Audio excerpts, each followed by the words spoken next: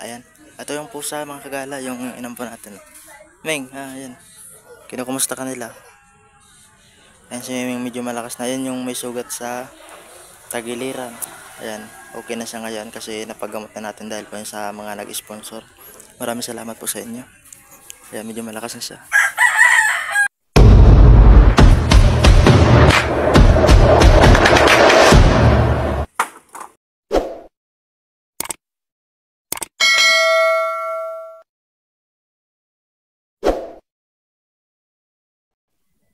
Ayan, good day mga kagala. Magandang umaga po sa lahat. Ayan.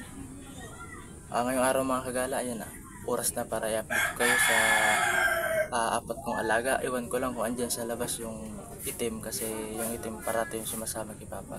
Pero yung pusa, asahan na natin na andyan sa labas na tutulog yun. Saka yung isa kong aso na pinakamatanda sa kanila. At saka isang aso rin na andun sa labas.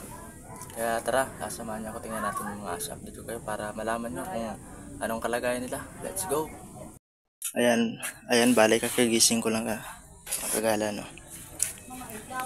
Ayan. Ayan, good morning. Ayan, dito ako ngayon sa labas na.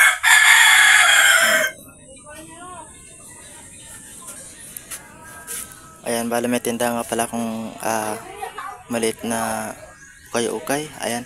Ito yung pusa mga kagala, yung inampo natin. Ming, ayan. Kinukumusta ka nila? Ayan si Ming, medyo malakas na. Ayan yung may sugat sa tagiliran. Ayan, okay na siya ngayon kasi napagamot na natin dahil po yun sa mga nag-sponsor. Maraming salamat po sa inyo. Ayan, medyo malakas na siya. Saka paborito niya dyan sa mga higa kapag umaga. Mamaya doon naman yung sa likod. Yung aso ng mga kagala, ayan, andito sa may daanan. Ayan. Negro. Ayan siya. Ayan, hindi yan nakakulong mga kagala. Andyan lang talaga sa may daanan. Ayan. Ayan siya.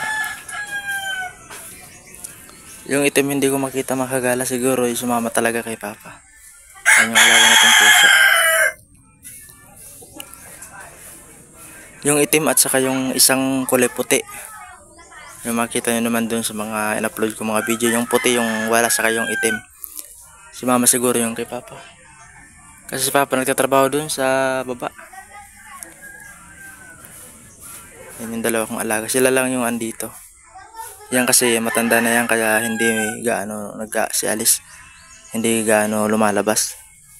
Ito naman isa. Ayan yung sugat ng mga kagala. Tingnan nyo. Ito. Okay na siya. Ming! Ayan. Pasunodin ko siya dito sa loob para ayan.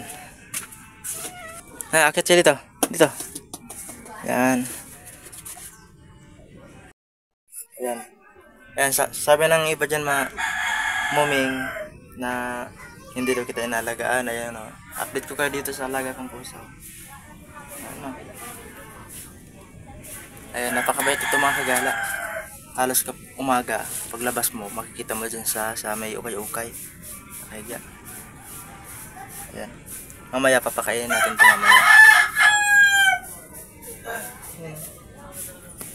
Napakabait ito mga kagala. Ang lamig nito kapag inabot ito ng lambing, talaga hindi ka nito titigilan. Dito. May.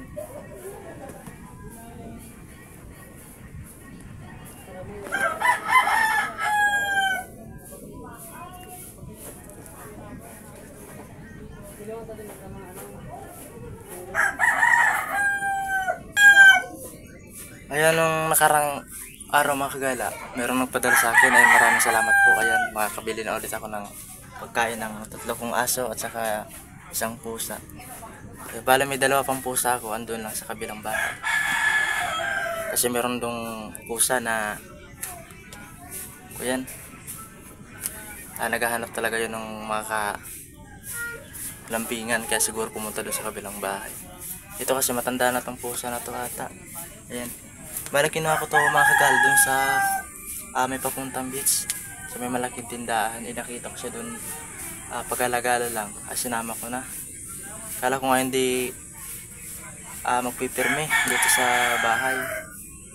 Nung binigyan ko ng pagkain, nakita ko pabalik-balik na sa talaga dito. Kaya yun, hanggang ngayon nandito siya. Dito na siya tumira, kaya inampung ko na lang.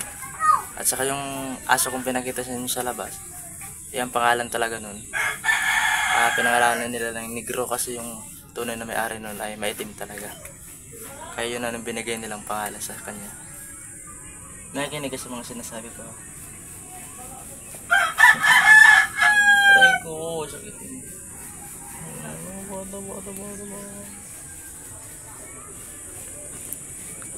So ayan, maraming salamat. Ayan, update ko na kayo ngayong araw. Ayan, abangan nyo ulit ang sunod kong vlog. Ayan, update ko kayo ulit sa kalagayan nila.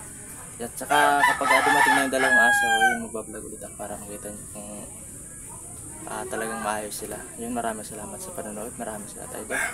Ayan, bye-bye na. Bye-bye.